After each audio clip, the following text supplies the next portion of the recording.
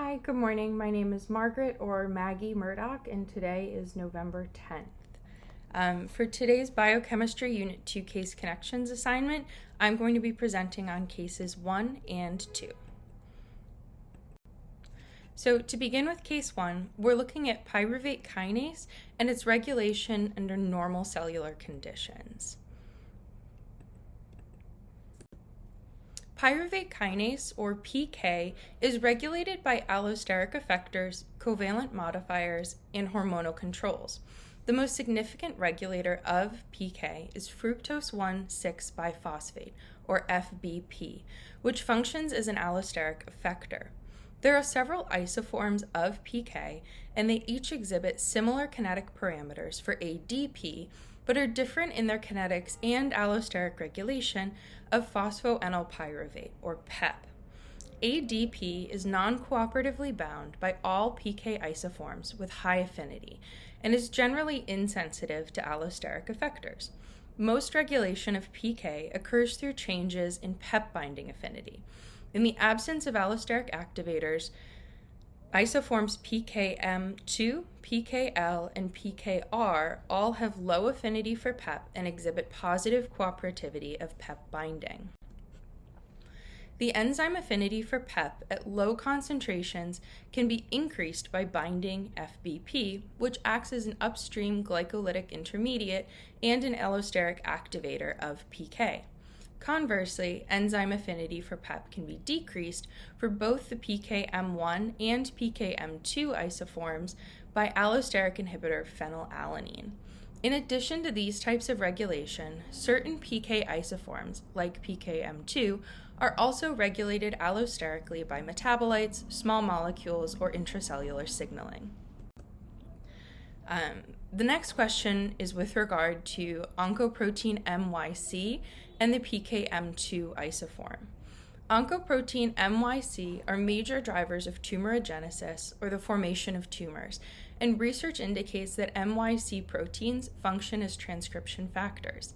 In cancer cells, the isoform PKM2 is overexpressed, and this overexpression is controlled by oncoprotein CMYC, which activates the transcription of heterogeneous nuclear ribonuclear proteins, or HNRNPs.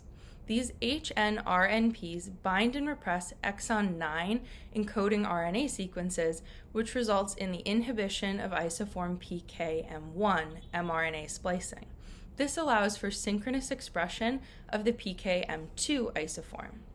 Knockdown of this pre-mRNA splicing factor, which reduces lactate production, triggers the expression of exon 10 and promotes cell proliferation and aerobic glycolysis. Although it seems counterintuitive, given that the M2 isoform is characteristically in a low activity state and is not effective at promoting glycolysis, oncoproteins in tumor cells favor PKM2 because it can switch between a highly active tetramer, which regulates ATP production, and a less active dimer that creates high levels of glycolytic intermediates. Cancer cells that can utilize the increased buildup of glycolytic intermediates to sustain their rapid growth. Metabolic activities in cancer cells are altered to support their malignant properties, and they exhibit aerobic glycolysis because of the activation of oncogenes, the loss of tumor suppressors, and the upregulation of the P13K pathway, which regulates many physiological processes in the cell. Many tumor cells have the capacity to produce energy through glucose oxidation, and we've found that limiting glycolic ATP production by inhibiting PK activity fails to prevent tumorigenesis. Together, this suggests that the major role of glycolysis may not actually be to supply ATP, and that ATP is generated through mitochondrial processes. Research has shown that many tumors metabolize glucose through both glycolysis and the TCA cycle concurrently, and that tumors demonstrate higher levels of glycolysis and glucose oxidation relative to adjacent normal tissue. This suggests that the amplitude of both pathways is increased simultaneously, potentially through an increase of substrate delivery and enzyme expression in tumor cells. Moving on to case 2, we have a 16-year-old female who was diagnosed with a deficiency of muscle glycogen phosphorylase. To answer her first question, I'm not sure I understand the issue. Can you explain how muscle glycogen is normally used during exercise? Absolutely. So glycogen is the stored form of glucose, or sugar, which is the body's main source of energy. Glucose comes from carbohydrates in the foods or drinks that we consume, and when your body doesn't need to use the sugar immediately, it can be stored in your muscles and liver as glycogen for later use. When your body wants to save glucose, it creates glycogen through a process called glycogenesis. When your body is ready to use that glycogen, it breaks it down for use through a process called glycogenolysis. These processes are both controlled by enzymes, which are proteins that speed up chemical reactions in your body.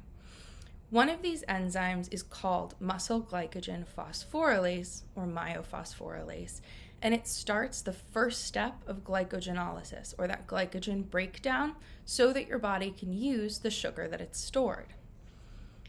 Glycogen that is stored in your muscles serves as a source of fuel for your muscles and provides energy, which is necessary for your muscles to function, particularly during exercise or physical activity.